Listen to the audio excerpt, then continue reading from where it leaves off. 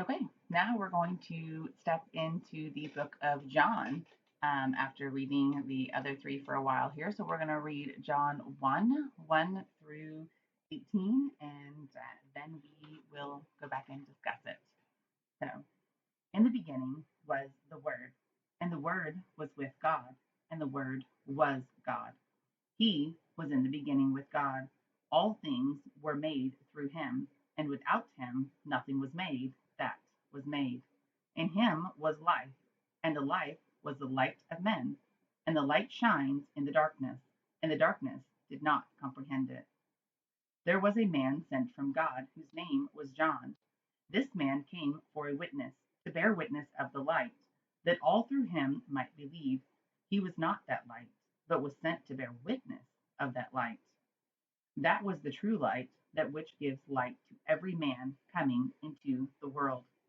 He was in the world, and the world was made through him, and the world did not know him. He came to his own, and his own did not receive him.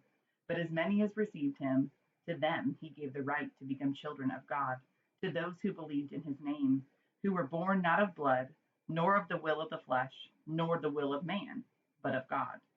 And the Word became flesh and dwelt among us, and we beheld his glory, the glory as the only begotten of the Father, full of grace and truth. John bore witness of him and cried out, saying, This was he of whom I said, He who comes after me is preferred before me, for he was before me.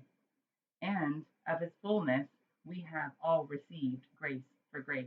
For the law was given through Moses, but grace and truth came through Jesus Christ. No one has seen God at any time. The only begotten Son, who is in the bosom of the Father, he has declared him. And so um, for now, here, we're going to just kind of discuss a few things. It's not quite as in depth as we have been before, but there are a few things that we are going to touch on. First of all, in the beginning here, it says, In the beginning was the Word, and the Word was with God, and the Word was God. Okay. Be careful of the translations there, especially when you get into some other denominations, primarily like Jehovah's Witnesses. They will actually say the word was a God. Okay. And so, which of course they denounce the Trinity. And so this is error. This is incorrect. Okay. The word was God. There is no a there. Okay. The word was God. And so um, and look at the double confirmations here. Remember that when things are repetitive, the importance there. And so um, the entire first verses 1 through 5 are very repetitive. Okay, and so all things were made through him. Nothing that was made wasn't made, right? And so we know this that he was with God, and the Word was God, right? And he was in the beginning with God. Okay, so just this is to reiterate the importance here of the triunity that's happening in this moment. And so um, going down here, okay, um, we know that Luke wrote back to show Jesus' humanity. Okay, Matthew wrote to show Jesus' kingship, okay, his royalty and his Jewishness. And Mark, okay, Mark lived in a time of great turmoil, right? This is the beginning of the new church that he lived in, okay? And so he skips lineage altogether.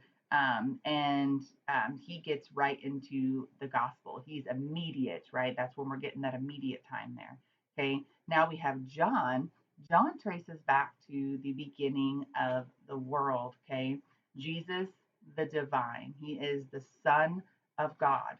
When a Jew read the book of John, okay, they would have recognized the play off words from the book of Genesis and the beginning of creation. And now we've got that beginning of creation there, and now we're having this beginning of our new creation. Remember, and so there's a lot of typology happening in here, and they would have easily understood that as it was being presented. And so as an example here, the creation in Genesis of the moon and the sun, um, God, and John tells us here, of course, of John, right? So John being sent to bear witness, okay? So you have the sun and the moon. The moon reflects the light of the sun, the sun, sun, okay? John tells us clearly here, okay? He reflects the light of Christ, the Son, Son. He is not the sun. He is not the light. Okay. He bears witness of that light. He reflects the light. And so, like I said, just some comparisons, and then you get into the typology there. Um, and down in 14, it says that, and the word became flesh, okay, and dwelt among us. So to dwell means to tabernacle, and you're going to see that, especially in the Old Testament. So what was the tabernacle? That was the place where God was with us, right? And so that was where God was present. So to dwell with, to tabernacle is God with us, okay?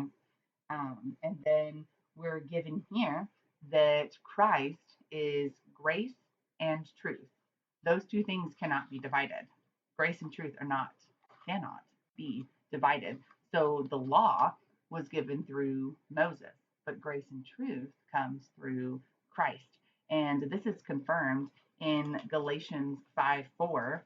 I'll flip there and read that to you. In Galatians 5:4, you have become estranged from Christ. You who attempt to be justified by the law, you have fallen from grace.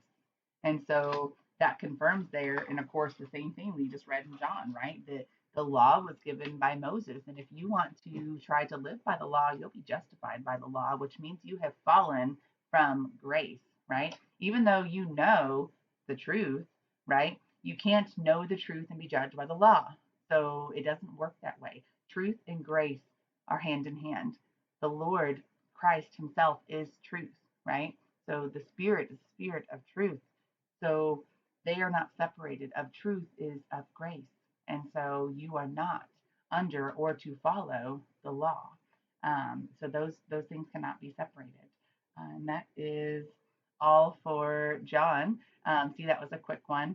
And we will touch base again and finish up that lineage of Christ in Luke 3.